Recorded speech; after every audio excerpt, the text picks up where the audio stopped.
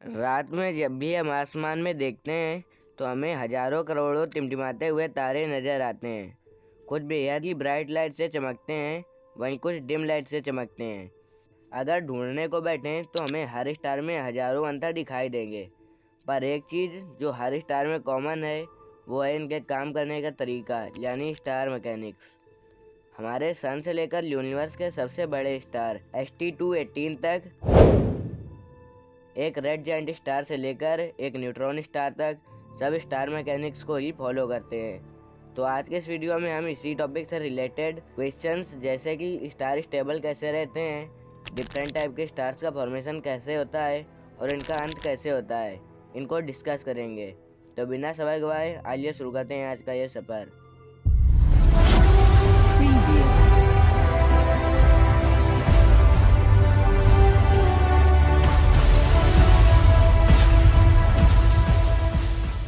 Universe में कई तरीकों से अलग अलग टाइप के स्टार्स का फॉर्मेशन होता है।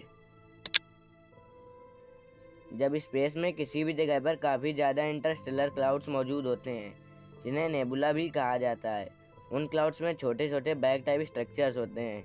ये स्ट्रक्चर्स खुद में थोड़े थोड़े अमाउंट में ग्रेविटेशनल फोर्स को कैरी करते हैं। समय के साथ साथ धीरे धीरे या फिर किसी एक्सटर्नल फैक्टर के कारण एक पॉइंट पर ग्रेविटी ज़्यादा हो जाने के कारण वहाँ का सारा मास उस पॉइंट में इकट्ठा होने लगता है, और धीरे धीरे यहाँ पर मास इतना ज़्यादा इकट्ठा हो जाता है कि इंटेंस ग्रेविटी के कारण यहाँ के एलिमेंट्स आपस में फ्यूज होकर हेवियर एलिमेंट्स का निर्माण करने लगते हैं। इस प्रक्रिया को न्यूक्लियर फ्यूजन कहते हैं। इस प्रक्रिया में एलिमेंट्स के आपस में फ्यूज होने के कारण हाई अमाउंट में हीट और लाइट के फॉर्म में एनर्जी निकलने लगती है, और वो पॉइंट एक स्टार बन जाता है।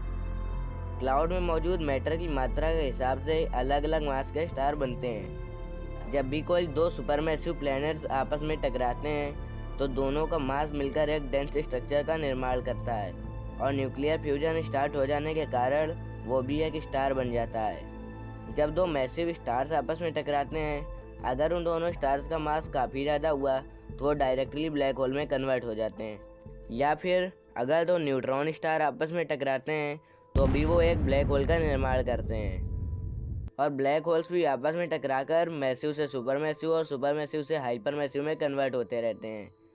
ये तो हो गई बात स्टार्स के फॉर्मेशन की। आइए जानते हैं कि ये स्टेबल कैसे रहते हैं और क्यों समय के साथ इनकी उम्र बढ़ती रहती है और एक दिन इनका अंत हो जाता है। न्यूक्लियर फ्यूजन के कारण निकलने वाली फोर्स जो कि स्टार को बाहर की ओर पुश करती है, वो स्टार की ग्रेविटेशनल फोर्स जो कि स्टार को अंदर की ओर पुल करती है, ये दोनों ही आपस में कैंसिल हो जाती हैं और स्टार स्टेबल बना रहता है। एक स्टार के अंदर सबसे पहले हाइड्रोजन फ्यूज होकर हीलियम में कन्वर्ट होता है और हीलियम से आगे के रेगुलर एलिमेंट्स में कन्वर्ट होता रहता है।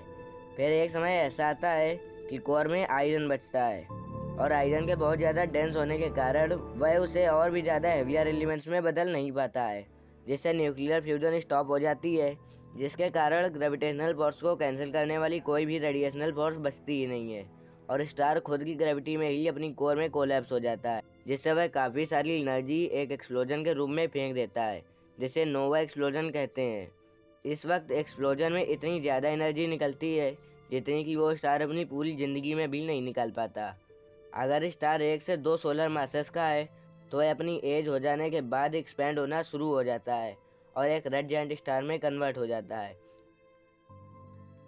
और बाद में वह व्हाइट ड्वार्फ में बदल जाता है। हालांकि इस वक्त स्टार में कोई भी न्यूक्लियर फ्यूजन की प्रक्रिया नहीं चल रही होती है, लेकिन पहले से ही मौजूद हीट के कारण वह इस समय भी लाइट और हीट को एमिट करता रहता है, और धीमे धीमे जब ये ठंडा हो जाता है तो एक ब्लैक ड्वार्फ स्टार में कन्वर्ट हो जाता है, जो कि ना तो हीट एमिट करता है और ना ही लाइट। तो आज के वीडियो में बस इतना ही। आई होप अब आपको स्टार मैकेनिक्स के बारे में काफ़ी ज़्यादा जानकारी हो गई होगी। तो मिलते हैं आपसे किसी नए वीडियो में, तब तक के लिए बाय।